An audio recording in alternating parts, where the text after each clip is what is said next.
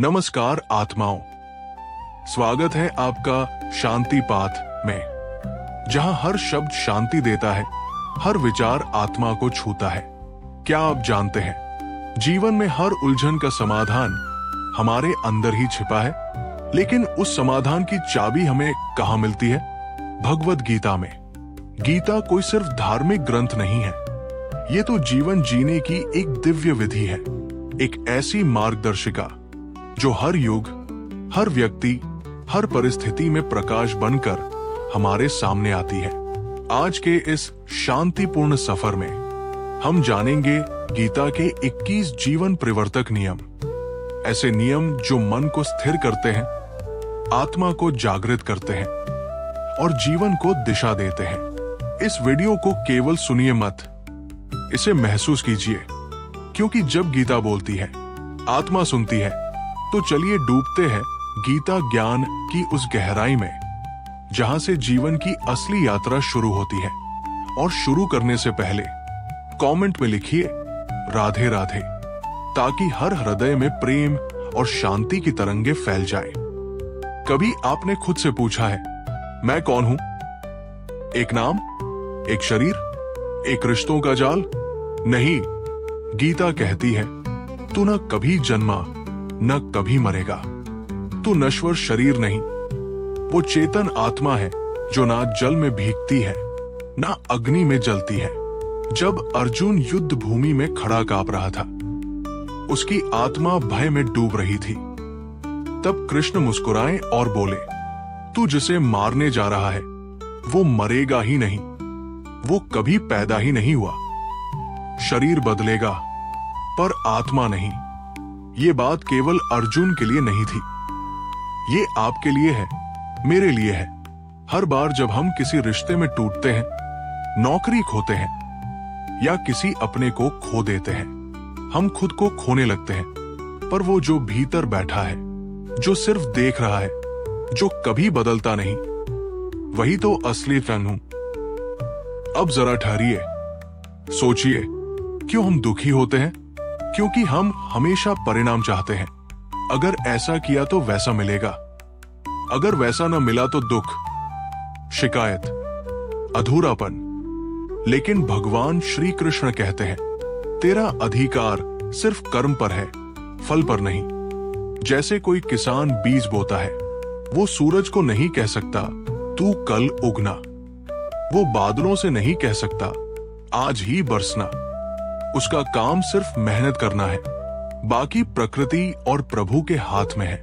तो जब हम फल की चिंता छोड़कर कर्म करते हैं, तब कर्म योग जन्म लेता है, और वही कर्म योग मन को शांति देता है। कभी किसी बात पर पछतावा हुआ है? कभी सोचा है, काश ये न होता, या फिर क्यों मेरे साथ ही हुआ?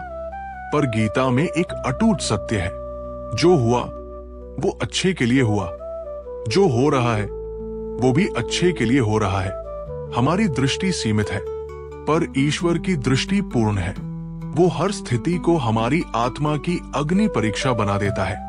एक दरवाजा बंद होता है ताकि दूसरा खुल सके, लेकिन जब हम उस पहले दरवाजे पर रोते रहते हैं, तो दूसरा खुला हुआ दरवाजा दिखाई नहीं देता।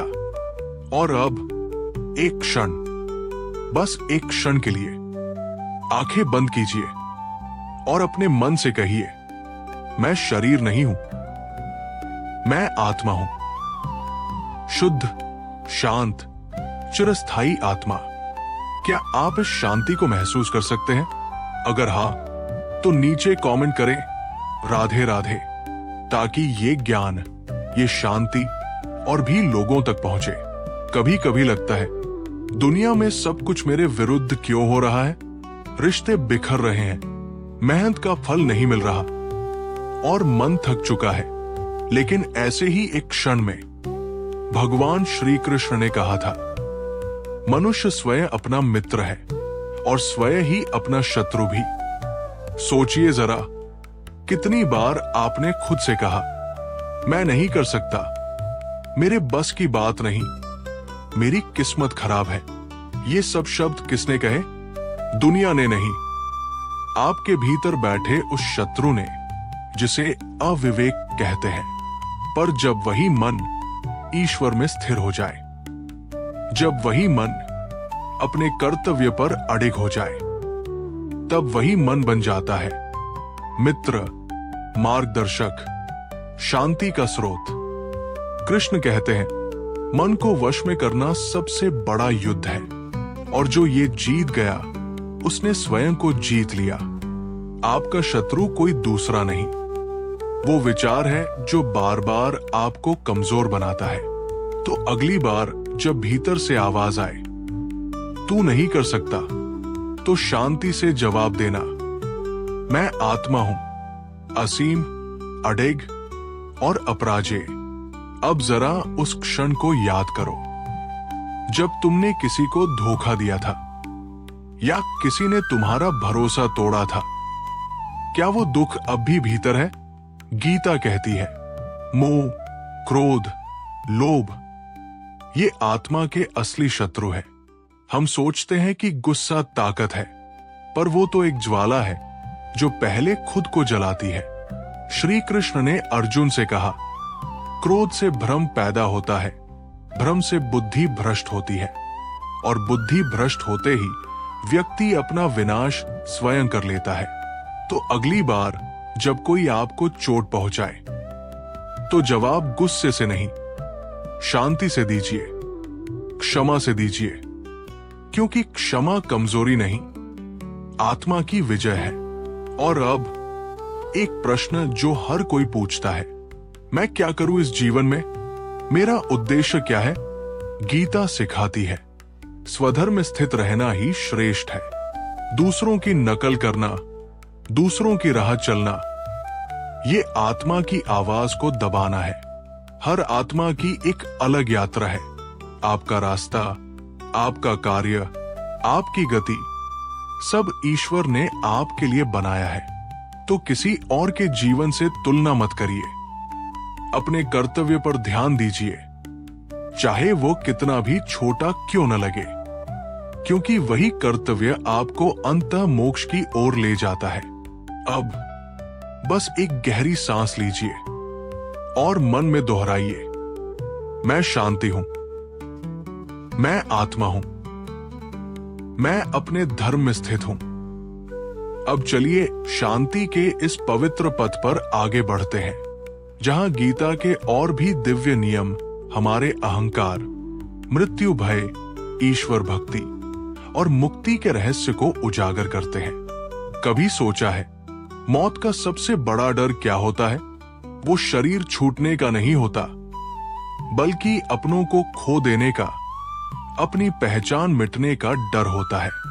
पर श्री कृष्ण कहते हैं, मृत्यु केवल एक वस्त्र परिवर्तन है। जैसे पुराने कपड़े त्याग कर नया वस्त्र धारण किया जाता है, वैसे ही आत्मा नया शरीर धारण करती है। तो जो गया वो मरा नहीं, वो बस यात्रा पर है, एक देह से दूसरी देह की ओर। और आप जो यहां हैं, आप केवल एक पड़ाव पर हैं।